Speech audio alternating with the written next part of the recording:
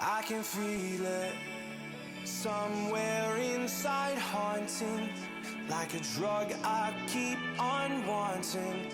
There's a love that fits so perfect. It's hard. Hey everyone, this is Camelback Hill from Destination Thrills, and I am here with my review of a coaster that I am obsessed with, and that is Storm Chaser at Kentucky Kingdom in Louisville, Kentucky. Built by Rocky Mountain Construction in 2016, this roller coaster replaced the old wooden dueling coaster, Twisted Twins. The ride's max height is 100 feet tall and reaches speeds of 52 miles per hour. It has a track length of 2,744 feet and features 2 inversions along with several Airtime Hills. This coaster gets a lot of love and a lot of hate from the coaster enthusiasts. After 15 laps on this coaster, I can say with certainty that I am on Team Storm Chaser. And that is because this roller coaster is one of the most violent thrill rides I have ever ridden. This coaster specializes in my favorite aspect of roller coasters, and that is sending your mind through chaotic, out-of-control experiences. Storm Chaser is a perfect theme for the ride because you feel as if you were driving in a car and then suddenly you're hit by a tornado. The ride throws you around like a rag doll, and all you can do is hang on for mercy. Now, my first ride had me speechless, and I felt the more I rode Storm Chaser, the more I fell in love with it. My expectations were set high, and yet this coaster exceeded it with its intense ejector airtime moments. Now, currently it is not my number one roller coaster overall, however I think this may be the coaster that is more near and dear to my heart. So, without further ado, let's take a look at the ride layout. The coaster starts you out with a unique element and something I have never experienced before, and that is this barrel roll drop. It's unlike any inversion because you start out slowly being tipped upside down and then quickly accelerate through the element. You get a mix of hang time and floater air, which is a delicious combination. The element also causes you to feel disoriented. This barrel roll drop was the biggest surprise element of the ride and certainly on my list for favorite inversions. And this is just the beginning. You then hit a massive Camelback Hill with strong, sustained ejector airtime. The lap bar is literally dragging you through this element. It is insane, and then you speed through an overbank hill. The element is snappy, which makes it more fun than your typical gradual banking that you see on most coasters, such as Millennium Force. You then hit this oddly banked Airtime Hill. It is odd because you tilt to your right, but the hill stays in somewhat of a straight line. And as you come down it, you twist towards your left, so your body gets jerked to the right, then jerked back to the left as you're experiencing this ejector airtime. Even when holding on, I had no control of my body or where this coaster was going to throw me next. It was awesome. Coming out of this element, you bank left and turn 180 degrees straight into a twisted airtime hill.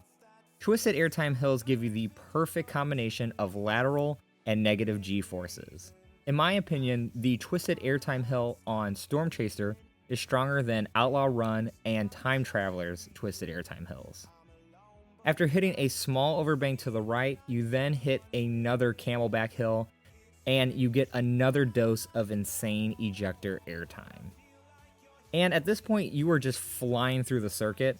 You then go into a Corkscrew 0G roll element, whatever Kentucky Kingdom calls it. The funny part is this inversion feels like a break compared to the rest of the ride. It is a solid inversion, but the forces are much calmer than the rest of the ride in my opinion. Now, as you exit this inversion, you immediately, and I mean immediately, hit the strongest moment of airtime I have ever felt on a roller coaster. Like, you don't even see it coming. 1 minute you're upside down, the next minute you're getting flung up and forward into the lap bar. This crazy element is called the Trick Track Double Up, and not only is it my favorite element on Storm Chaser, but it is my favorite coaster element that I have ever experienced. It is so violent that you almost feel like you are getting whiplash when you get off the ride. What makes it so violent is that the coaster is snapping hard with a decent amount of deceleration. So your body is going up, to the side, and forward all at the same time. and also done 2 times in a row. When this coaster is running at its fastest pace, it hurts, but for me, it hurts in the most magical, enjoyable way. When you exit the Trick Track Double Up, you go into a small double down, which also has a wicked amount of ejector airtime, and this is the 7th and 8th strong ejector moments on this roller coaster, so you get tons of ejector airtime on Storm Chaser.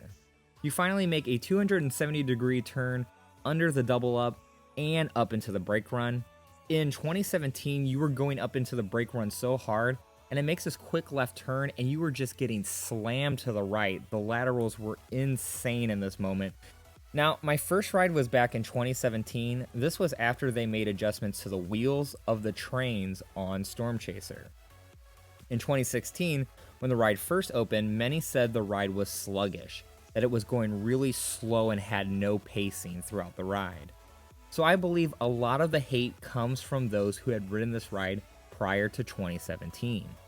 Now, many claim that the wheels did not make any difference to the speed of the ride, but if you watch a POV of Storm Chaser in 2016, side by side with the POV in 2017, you will see that the 2017 POV gets to the brake run 2 to 3 seconds faster than the POV in 2016.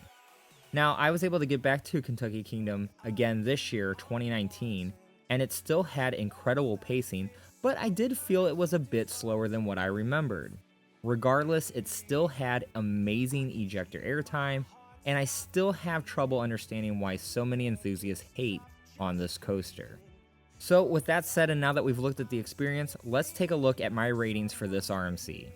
So let us start with intensity, and like I said in the beginning, Storm Chaser is the most violent roller coaster I have ever ridden. The airtime is painfully amazing, which is why I give this coaster a 5 for intensity. Now, my next rating is fun. This ride has a very good variety. No 2 Airtime Hills are the same, the speed is great, and the experience gives you that wild adrenaline rush that you crave. It is perfect for me, and that is why I give it a 5 for fun. Moving on to uniqueness.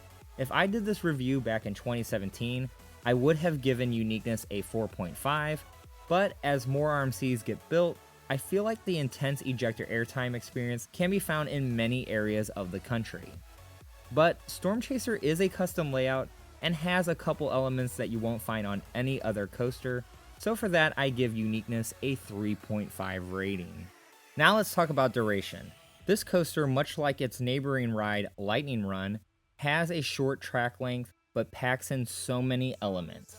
It has 8 strong ejector airtime hills and 2 inversions. You don't really feel like the ride is short at all, so for that I'm giving it a 4.5 in duration.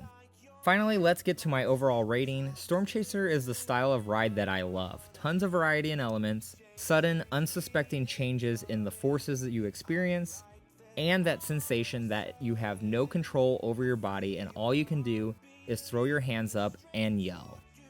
I could marathon this coaster all day, so with no surprise, this ride gets a perfect 5 out of 5. Another reason why this coaster is so special to me is growing up in the Midwest, I was fascinated by weather. As a kid, I always wanted to be a tornado chaser, so it is fitting that a coaster with the Storm Chaser name is one of my top coasters. Definitely my favorite coaster name and theme. I wish Kentucky Kingdom actually had some theming for this ride in the station and the queue, but the logo is sick, and the experience ironically mimics some of the craziness of being hit by a tornado. So this was my review of Storm Chaser. I would love to hear your thoughts about this roller coaster in the comments below. And as always, if you like this video, give it a like and subscribe to Destination Thrills, the destination for all the latest theme park news and content. I'm Cullah Hale. Have a good one.